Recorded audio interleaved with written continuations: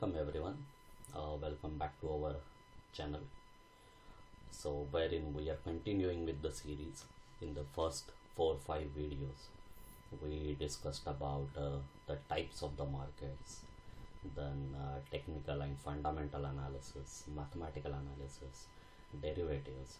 In the previous video, we discussed about the current situation and the economics and how the markets are linked with that, and how you can take signals from that, how you can use the current available information to decide whether to invest or whether to exit from your positions or whether to hold, or what kind of other actions you can do to secure yourself than some uncertain activities which may happen or which you may guess to happen.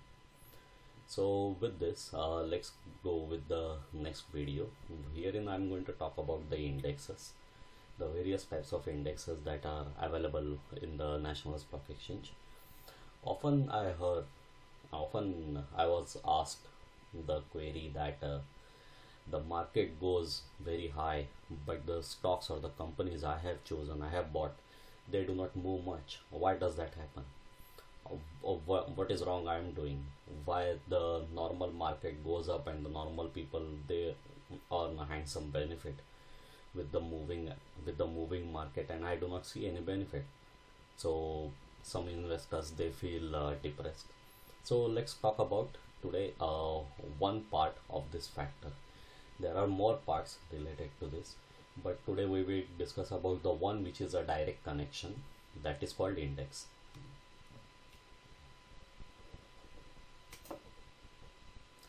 So what is an index?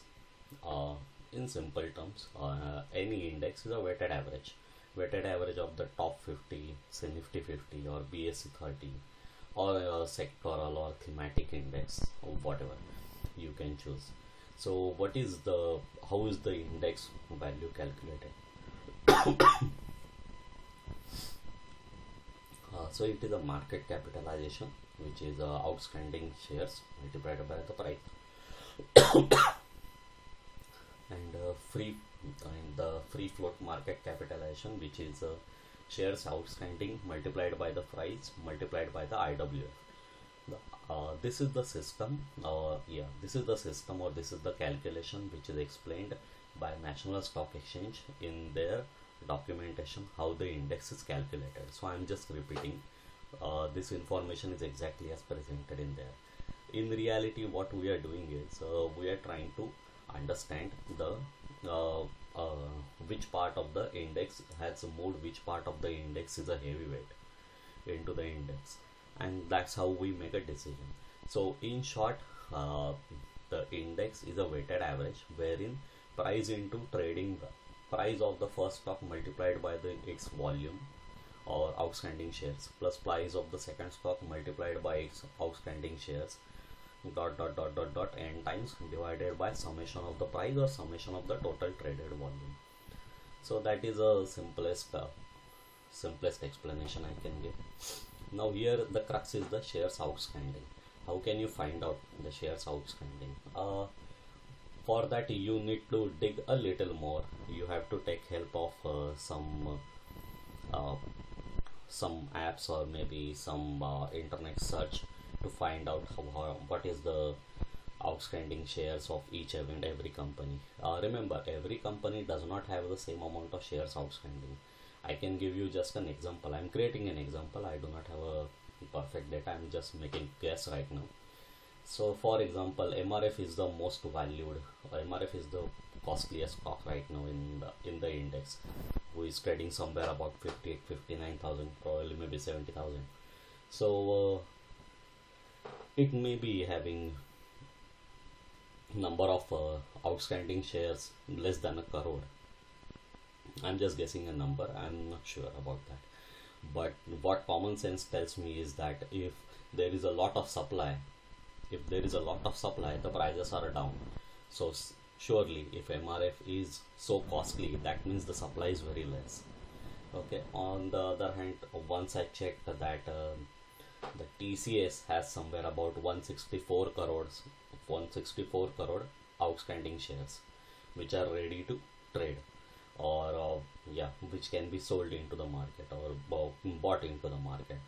Infosys has somewhere about 250 or something, and Wipro has about 350. So these numbers are not correct. These numbers are just rough gestures. Okay, I cannot say these numbers are right.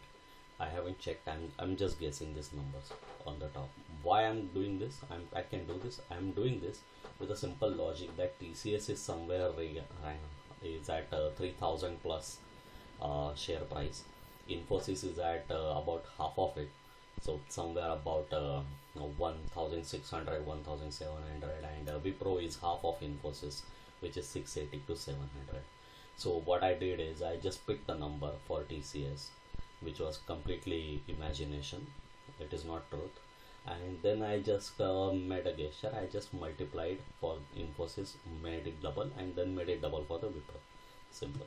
So you can find out this information and you can calculate the free float market capitalization. Moral of the story: this is already done by National Stock Exchange. We do not need to repeat the exercise they have done. Okay. So this is just to give you an idea how the index is calculated. So now next, this is the most important question: which are the investable indexes? So investable indexes are broad index, which is Nifty 50, Nifty 500, BSE 100, small cap 400, etc. Then sectoral indexes, which are like IT, pharma, FMCG, auto, energy, real estate. Then thematic indexes. I am not sure.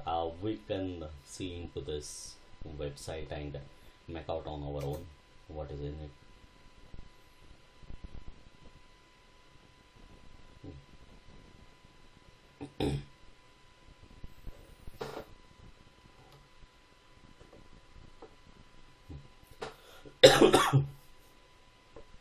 So here you can see these are the broad indexes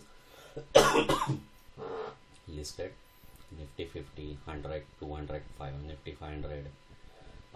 India VIX is not a tradable index. India VIX is an index of volatility, what is currently happening in the market. Then the sectoral indexes are Bank Nifty, Auto, Financial Service, IT, Media. Strategic indexes are Opportunity 50, then Nifty 100, Quality 30, etc. So these are actually the strategy indexes are derived by the name. I'm guessing that they are derived from the broad indexes. Then these are the thematic, which is Nifty Consumption, Nifty Energy, Nifty PSE, Service Sector, etc. And fixed income indexes, which is Nifty GS 8 year, 13 year, 10 year. These are the bonds. Okay, and this is based upon the bonds. So let's go to the next. So most preferred indexes or most talked indexes or most invested indexes are Nifty 50, Bank Nifty, Nifty IT, Nifty FMCG, Nifty Energy somewhat, Nifty 500. So in reality, if I have to quantify, I'm not exactly sure how many number of businesses are registered in India with MCA, which is Ministry of Corporate Affairs, and also plus the numbers which are not registered, which work as a sole proprietor or a partnership or a family business. Okay, out of which there are 5,500 to 6,000 companies which are listed in stock exchange. Out of this 5,500 or 6,000 companies, there are 500, Nifty 500 is the most broad index which you can easily follow. So there are only 500 listed investable ideas available. Okay, so you can imagine that maybe there are crores of businesses happening in India every day, which nobody cannot count, of which 5,000 to 6,000 are listed, of which only 500 stocks you can actually compare or consider to invest, of which there are only these above indexes: FMCG, IT, real estate, or auto, or pharma, or energy, and PSE or PSU, and then the banks and Nifty 50. These all indexes are found from Nifty 500. So Nifty 500 is the only tradable index, or only index where you can get an investment idea. So now how to invest? So this data you can see I have taken it straight away from the internet. So one way here I'm talking only about is the mutual funds. So there are equity mutual funds, debt, money market, index based, balance, income, fund of funds, specialty funds. These are the broad ideas, of which in these broad ideas you can have all these. The other side is all these special characters involved in it, such as structure, closed and open. So you can pick any fund from the broad idea, and it could be a closed fund or an open fund. Number two, then asset class, equity, money market, debt, balance, etc. Objective, growth objective, or income generation, or liquid assets, or ELSS, or pension. Specialty sector indexes. So you can find out all this information from internet. There is nothing new about this. Why I'm saying all this is most of this in the last slide I have explained you what are the most preferred indexes. Now the question arises, okay, so how I can invest? So that's why I'm giving you this information. That's all. You can make a choice of your own, whichever index or whichever fund you want, whichever company you want, of whichever fund you want, whatever the structure or asset class or objective is, it's totally your choice. Now how I can use this information, which I just said, this is for a direct investing. I have to consider the mutual funds. Okay. So now for direct investing, so what I'm doing here is what I'm saying is use beta of the mutual fund along with the index. Then also check the, so to calculate the beta, or let's put it this way, what is the beta itself? A beta is a correlation between any particular stock or any particular mutual fund along with a particular index. Okay, you cannot have you can calculate beta of any company irrespective of any index, but that would not make sense. If you are calculating a beta of any company who is pharma company, you must consider the index as a Nifty Pharma index. That is the best suitable. If the company is also listed in Nifty 50, then you can do that comparison with Nifty 50. So basically what we are doing is we are trying to compare both of them. So how the stock moves along with the index, that's what we are trying to find out. So this is the way I'm trying to answer the question कि stock market बढ़ता है लेकिन मेरा share क्यों नहीं बढ़ता. So the one part is the beta of your choice. So for example, in case of mutual funds, you can see that there must be an index mentioned into the mutual fund. Okay, so you check that index, and now you have to compare the history of the mutual fund performance along with that index, so you can find out the beta. Okay, for stock trading, you can directly use any stock with the index itself, or something, or so let me just show you an example of beta.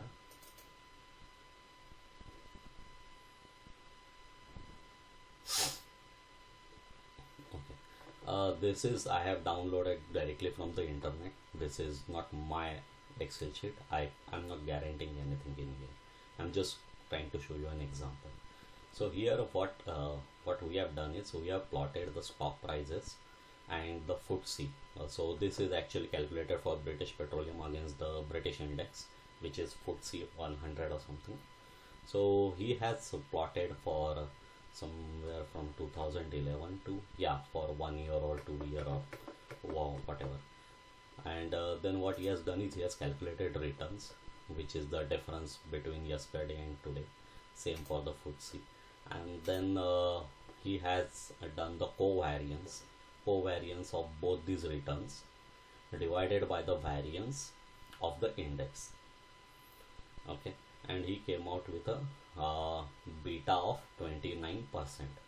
So what he is saying is the beta is positive. So that means what he is saying is if the FTSE moves by 1 point, then the stock of BP will move by 0.29 points or 29% of the 1 point.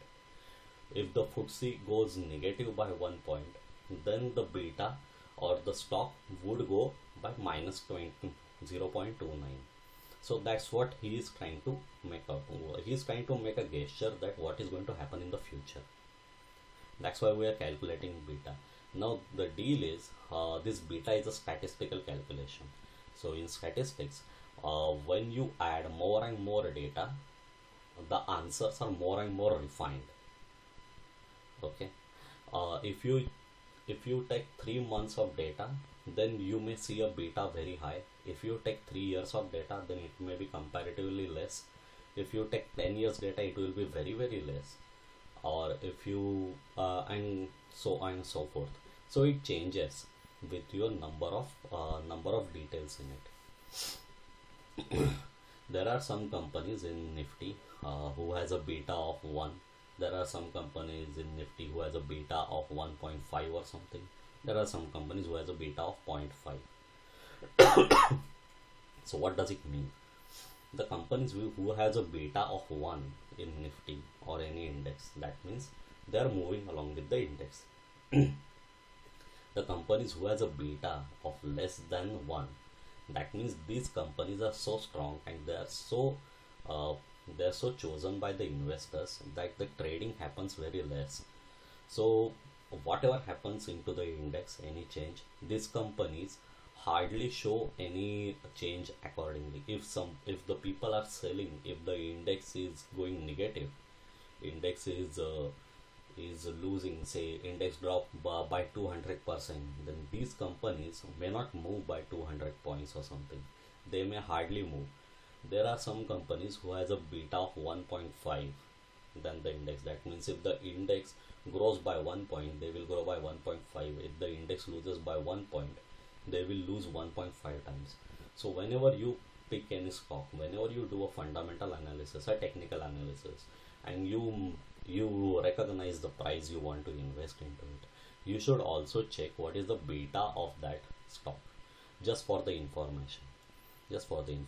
Mainly these calculations are done only for the trading purpose. They are not done for investment. So what next from here is, once you calculate the beta, now you can, what we have done here is we have compared a stock or a mutual fund along with an index or another stock or something. So here we have created a new idea which is called pair trading. Well, actually the idea has already been there. I have just taken you up to the idea. Idea is called pair trading. So there are certain companies who are like-minded in all of these.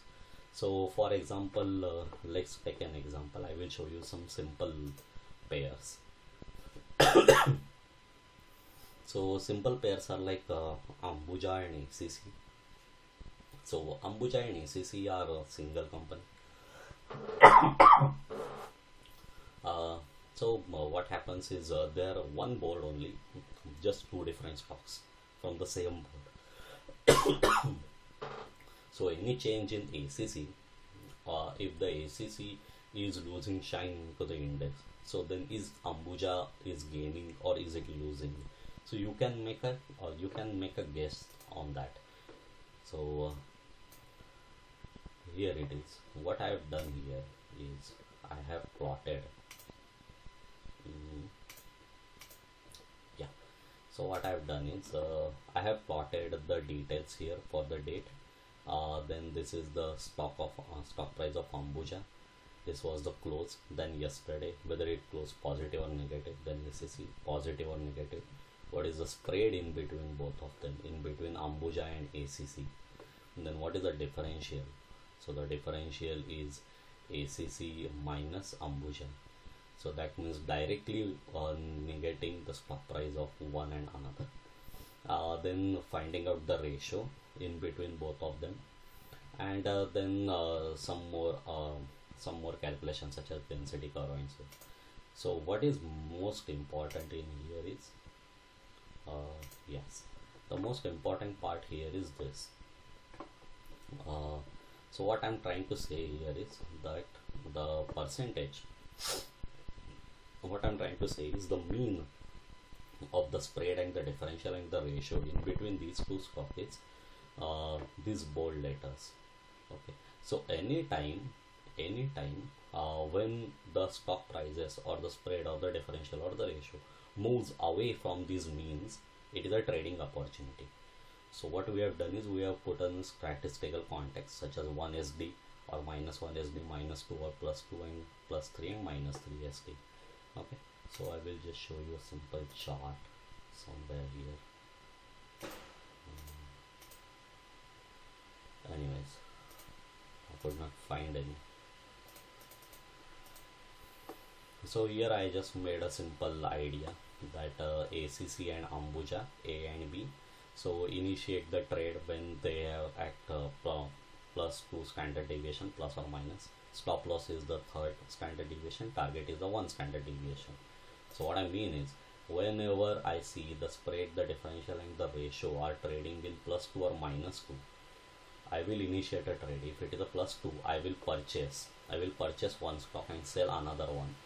Okay, and I will wait till the spread and the differential reaches up to here.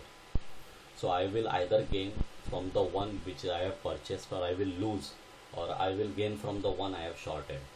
Okay, so at any instance of time I try to stay in the positive. So this is one way you can do this. Okay, so what exactly the whole idea is, this is I can give you a closest example is like a ready reckoner in the property markets. So ready reckoner is the prices which are confirmed by the local government, the municipal corporations, and then we check what is the current price in the market. So let's say for Mulund, where I stay, the prices are somewhere about say 13,000 is the ready reckoner price. The actual price, if I go to buy, then they tell me say 23,000. So what is the difference in both of them? Then there is a construction cost involved, then there are taxes involved, etc., and that's how the price goes up to there. So why do we try to find the ready reckoner price? We try to find it for the reference. So what am I going to pay, and what is the reference, and how much is the gap in between? Same way here, what we are doing is we are trying to find out which are the pairs which can work together. Like ACC Ambuja is one example. Another example could be Z and Sun TV. Then there could be one example such as Tata Steel and JSW Steel, or Tata Steel and SAIL, and maybe Reliance and ONGC. But whichever whichever pair you want to choose, you have to understand one thing. Here you are going to buy one share and sell another. So you cannot do this in equity market, into the cash market. You have to do it in future market. Okay, you understand? So whatever the pair you want to create, you have to first check which companies have allowed, or which companies are allowed to trade into futures. So that is a different list given by Nifty or National Stock Exchange, and you have to make a choice from that. So actually you do not get very many options in pair trading. Now yes, so why do I need to know this? Because if you want to make trade, okay, today we are going to talk only about trading, not investing. If you want to make about trading, then if you know the beta, say let's say the beta of the stock is very high, and your current market is at some place, and the another stock is at a very high level, and the market is here. So then you can make a gesture that okay, the beta of this one is very high, very soon it will come back and reach to the index. It will try to match up both. So that's how that is the trade you have found out. Okay, so this is generally used for swing trading, wherein you actually create the position and you hold it for days or weeks or months. You may create this position in futures or in equity. So in equity you have to create this position which is only a buy, you cannot sell. If you want to sell, you have to go into the futures or the options. Okay, so pair or beta trading, they provide only the swing trades. Like in pair, I will just explain a little more on the pair part. So say these were the two stocks, they were together, Now what I'm trying to say is uh, one of the stock has moved away from this. Automatically the second one has also moved away. So earlier they started from here. Now either this stock is going has lost shine and he is going to gain it back, and this guy had too much shine and now he is going to touch. So very soon they both will again come together. And the reasons could be anything. The reasons could be dividend declaration, the reasons could be their AGM, the reasons could be any results declaration, or any news or anything. All you have to do is you do not need to check the news. You have to find out whether the stock is trading at 1 SD or 2 SD or 3 SD, and where is the trade. That is important. Why we use mathematics mainly? Because when you use mathematics you actually factor all the news or all the chaos about it. So what you work with only with the price and the volume. Life becomes more easy. So now in the third point I have said, when you see the index named onto the mutual fund, now with this idea beta, you know how to compare with the mutual fund. If you are choosing a mutual fund which is very early, there will not be enough data. You cannot find out the beta. So better, that's why I prefer that whichever the mutual funds I choose, they are more than 5 years old. So number one is I can find out their beta with compared to the index mentioned in it. Number two, in 5 years or 7 years, the mutual fund has seen a lot of reality. So I can find out where the mutual fund has lost the most amount and when it has shown the highest result. So now I have to now wait only when the mutual fund is losing again the shine, or the index is going to lose the shine for some reason, and I can enter into them. So this is the way I am trying to time my entry for lump sum investments into the funds. You can also take this approach, or if you want to do an SIP, then you do not have to time the market as such. It does not make a big difference. So this is the end of the video, folks. That's all I want to speak about. In the next video we will talk about the other different ideas of trading. See you in the next video. Thank you.